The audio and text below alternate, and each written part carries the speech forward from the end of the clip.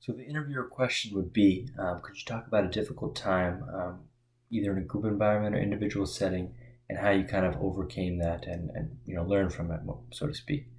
So my answer to that would be, I was fortunate enough to be elected group leader of a colonic stent project during my time in BME, when I was basically designing a colonic stent to minimize complications during colonoscopies.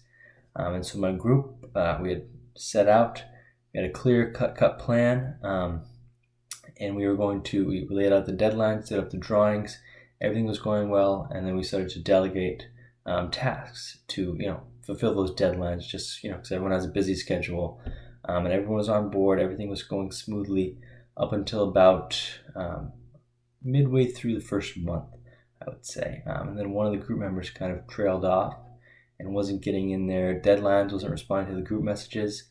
And so, a lot of the group members started to be like asking me, as the, team leader, what's going on? Is she communicating with you? Is everything going okay?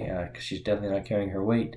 And, an unfortunate reality with group projects, some students do not necessarily carry their weight. So there is a bad perception, but you can't always label people. That's definitely not the right method to, approach situations. So I kind of just openly, just pulled her aside at the end of the class and was like, "Hey, do you mind if I just have a quick word with you?"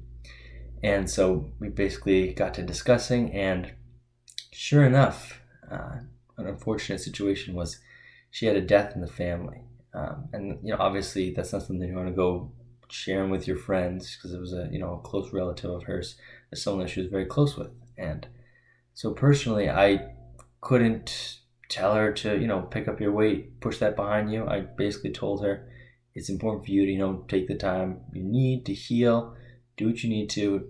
I'll kind of shoulder your work. And when you're ready, or if you're able to kind of come back, we'd be happy to kind of welcome you back.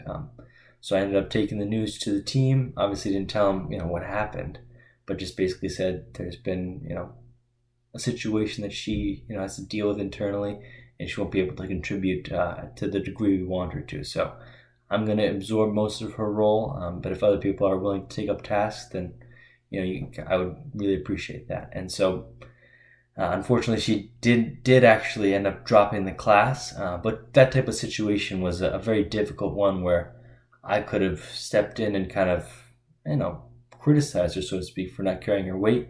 But that doesn't really create a good dynamic, to positively reinforce good kind of behavior or input.